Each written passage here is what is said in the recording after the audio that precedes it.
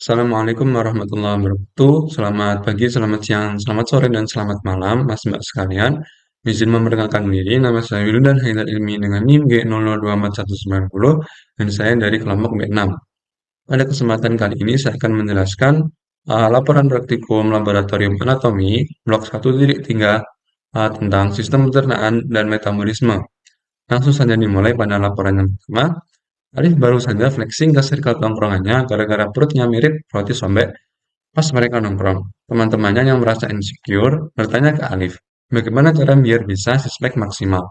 Alif sebagai gym bro yang profesional memulai penjelasan tentang anatomi otot yang bikin perut dan di kotak-kotak. A jelaskan tentang pembagian lapisan dinding abdomen anterior dan posterior. B jelaskan sistem otot yang ada di abdomen. Dan C jelaskan struktur penggantung yang menjaga organ pencernaan pada posisinya. Lalu saja dimulai pada lapisan dinding abdomen. Ini kalau dilihat dari secara lateral, dari superficial dan profunda. Kalau dilihat dari superficial, itu yang pertama adalah kulit, dan yang kedua adalah fascia superficialis. Fascia superficialis ini terbagi menjadi dua, yaitu adalah fascia camber dan fascia scarpa. Fascia camber itu didominasi oleh paniculus adiposus atau jaringan lemak. Dapat dilihat pada gambar bahwa fascia camber ini terdapat banyak lemak di situ yang berwarna kuning. Kemudian ada fascia scarpa. Fascia scarpa ini adalah berupa stratum membranosum atau lapisan membran. Nah, fascia scarpa ini uh, akan menerus ke inferior, yang nantinya kalau di laki-laki akan menjadi fascia dartos.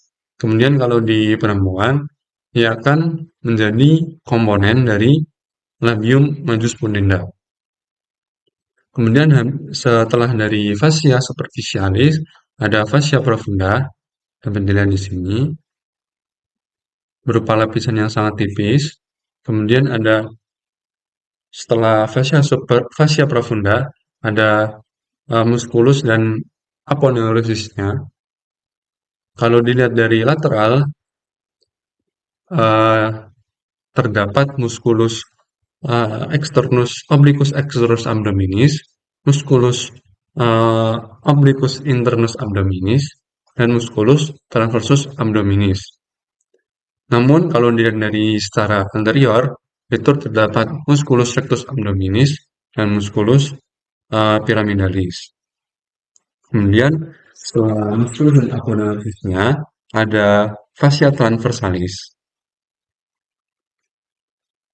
Kemudian ada ada fascia ekstraperitoneal dan ada yang terakhir peritoneum parietal. Nah, sebenarnya peritoneum ini terbagi menjadi dua, yaitu peritoneum parietal dan peritoneum visceral. Nah, peritoneum parietal itu lebih melapisi dari dinding abdomen. Kalau peritoneum visceral itu melapisi dari organ-organ visceral abdomen.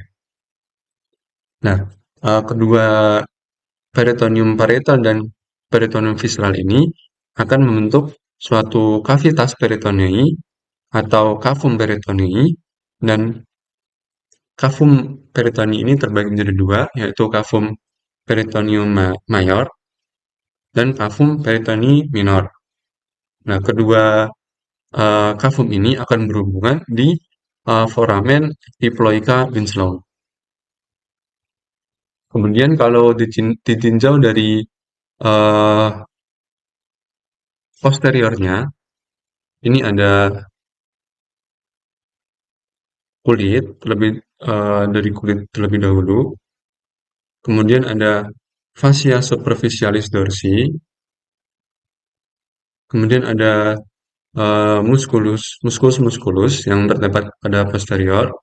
Yang lapisan pertama itu adalah musculus lastimus dorsi. Kemudian lapisan kedua ada musculus obliquus externus abdominis, musculus erector spinae, musculus longissimus dorsi, dan musculus serratus posterior inferior. Kemudian di lapisan ketiga dari muskulus itu ada musculus multifidus, musculus intraspinalis, dan musculus obliquus internus abdominis. Kemudian ada lapisan keempat dari musculus, yaitu ada musculus quadratus lumborum, musculus ellipsoas, dan musculus psoas mayor. Musculus transversus abdominis. Kemudian setelah musculus ada fascia extraperitonealis atau jaringan lemak. Kemudian setelah fascia extraperitonealis ada peritoneum parietal. Kemudian soal B, jelaskan sistem otot yang ada di abdomen. Untuk otot yang ada di abdomen itu sebenarnya terbagi menjadi dua, yaitu flat muscle dan vertical muscle. Untuk flat muscle sendiri itu ada musculus obliquus extrus abdominis. Jadi ini dia memiliki serat yang ke bawah atau berbentuk V atau seperti tangan masuk ke saku. Kemudian di musculus obliquus extrus abdominis itu di bagian inferior akan berbatas dan dia ini akan membentuk ligamentum inguinal yang akan berjalan ke dari sias spina iliaca anterosuperior ke tuberculum pubicum. Kemudian ada musculus obliquus internus abdominis. Nah, ini dia memiliki serat kebalikan dari musculus obliquus externus abdominis. Nah, ini memiliki serat seperti huruf A atau begini. Kemudian ada musculus transversus abdominis. Untuk vertikal muscle-nya itu ada musculus rectus abdominis. Nah, ini dia musculus rectus abdominis ini adalah otot yang dapat di alif itu terlihat menjadi six-pack dengan catatan mempunyai persentase lemak yang sedikit di abdomen. Kemudian ada musculus pyramidalis. Nah, untuk musculus pyramidalis ini tidak semua orang mempunyai otot tersebut. Nah, musculus rectus abdominis ini berjalan secara vertikal pada dinding abdomen anterior, berjumlah sepasang, di mana musculus rectus abdominis di bagian dekstra dan sinistra itu dipisahkan oleh linea alba. Kemudian musculus rectus abdominis ini dibagi menjadi segmen atau bagian yang jelas oleh tiga intersectiones, yaitu uh, terletak setinggi processus sigmoideus, kemudian di bagian sini, kemudian ada di terletak setinggi umbilicus, kemudian ada terletak di antara keduanya. Nah, vertical muscle ini akan terbungkus oleh vagina musculi recti yang merupakan sarung pembungkus musculus rectus abdominis. Nah, untuk musculus pyramidalis itu berbentuk segitiga dan sangat kecil dan seperti tadi otot musculus pyramidalis ini tidak semua orang mempunyainya. Kemudian soal C, jelaskan struktur penggantung yang menjaga organ pencernaan pada posisinya. Jadi struktur yang pertama itu adalah uh, mesenterium. Nah, mesenterium ini terdiri dari dua lapisan peritoneum. Nah, mesenterium ini berfungsi untuk melekatkan organ viscera intraperitoneal ke dinding abdomen bagian posterior. Jadi contohnya itu ada di mesokolon atau mesoappendix.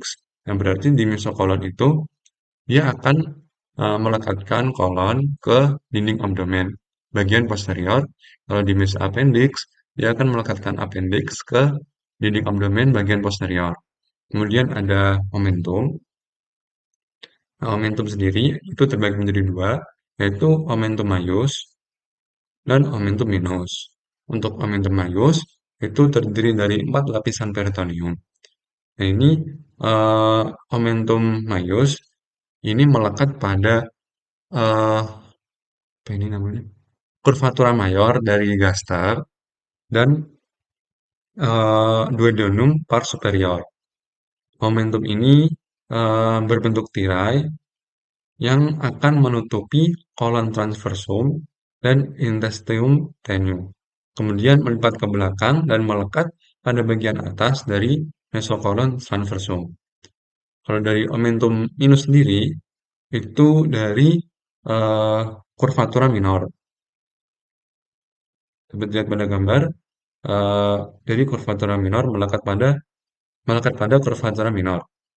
Ini dari mesenterium ventralis yang melekatkan curvatura minor gaster dan duodenum pars superior menuju facies inferior dari hepar. Kemudian ada ligamentum-ligamentum yang menyusun dari eh, omentum maius dan omentum minus. Dari omentum maius itu ada ligamentum gastrosphrenica, kemudian ada gastrosplenicum ini di sini. Kemudian ada ligamentum gastrocolica, kemudian ada ligamentum splenorenal. Untuk omentum minus sendiri itu adalah ligamentum hepatoduodenal, kemudian ada ligamentum gastrohepaticum.